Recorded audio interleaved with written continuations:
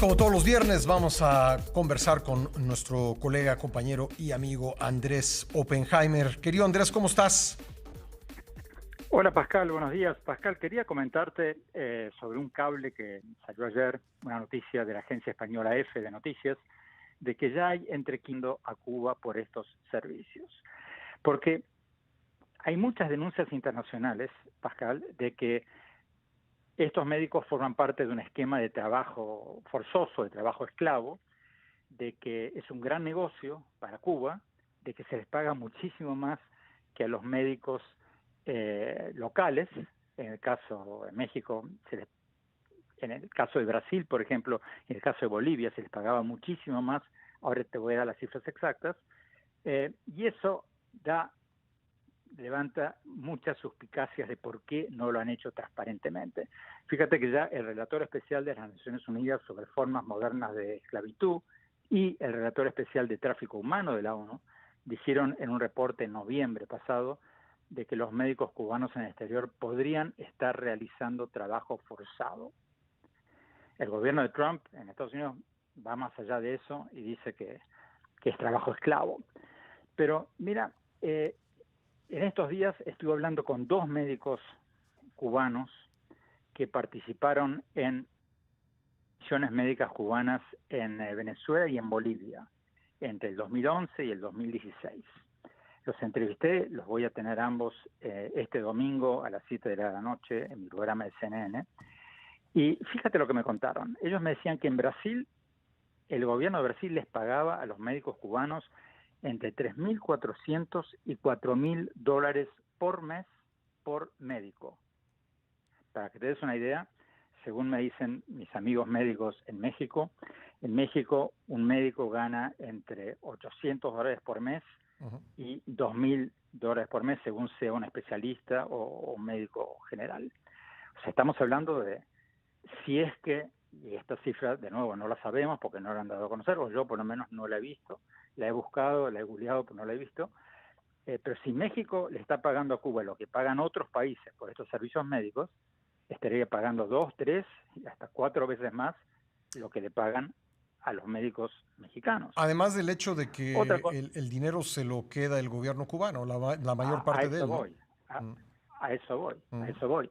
Ambos, el doctor Fidel Cruz y la doctora Rosela Rivero, ambos médicos que entrevisté, que desertaron hace como 2, 3 años, mm. me decían que ellos se quedaban con el 20% de ese dinero.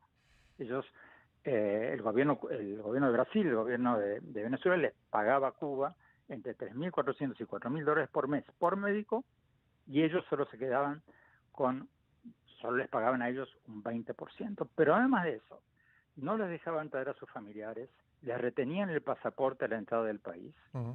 En Venezuela, más que en Brasil, les obligaban a hacer labor política. Me decían, por ejemplo, que en época de elecciones ellos tenían orientaciones de decirle a sus pacientes, mira, si gana la oposición, nos van a echar, te vas a quedar sin servicio médico. Entonces, Pascal, el tema, para mí no hay nada de malo en que México invite médicos extranjeros, sean cubanos o sean donde sea, para afrontar una pandemia como esta. Fantástico. O sea, si hay una carencia de médicos, bueno, consigámoslos de donde vengan.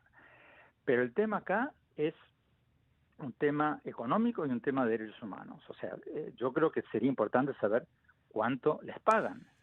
Ahora déjame Porque si le preguntarte están esto, porque ha pagando... habido dudas respecto de la capacidad. No dudo que en Cuba haya médicos muy capaces. De hecho, hay en algunos rubros de la medicina, pues los cubanos han demostrado gran capacidad, pero hay versiones de que los médicos que mandan fuera no son necesariamente personas muy preparadas.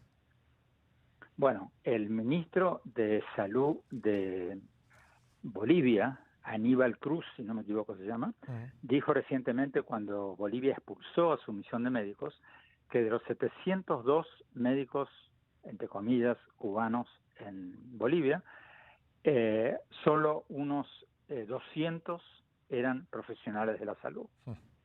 El resto eran camilleros o vaya a saber qué. Yo le pregunté a los dos médicos que voy a tener un programa de CNN el domingo, si tenían o sea, activistas políticos,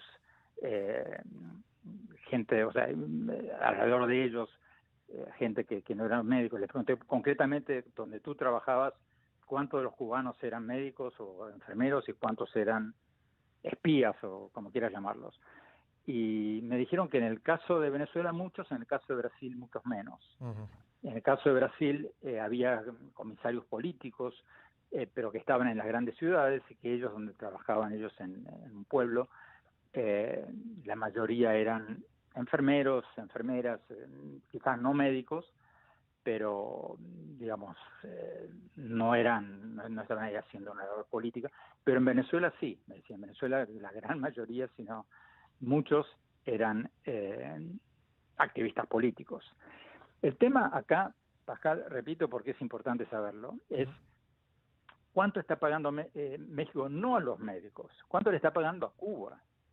Porque yo leí en los cables y en los artículos que han escrito en periódicos mexicanos que funcionarios mexicanos han dicho, no, les pagamos lo mismo que a los médicos mexicanos. Pues sería el primer caso, Bueno, ¿no?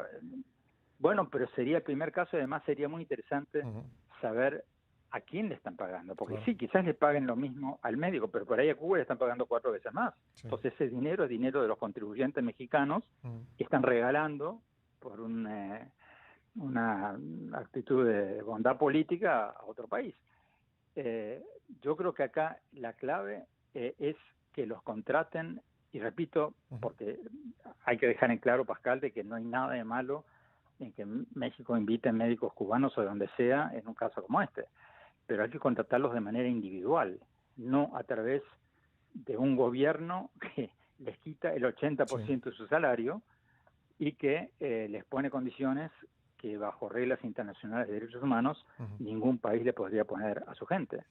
Pues ahí Imagínate está el si un tema. médico mexicano se va a Europa o a cualquier lado y el gobierno de México le dice, ok, pero tú me tienes que dar el 80% de No, lo que te bueno, paguen pues en Alemania. eso no creo que ningún médico mexicano lo aceptara. Andrés, te agradezco mucho, como siempre, te mando un fuerte abrazo. Gracias, Pascal, hasta siempre. Gracias, Andrés Oppenheimer. Y le cuento rápido que ya un estado más se sumó a aquellos que descartaron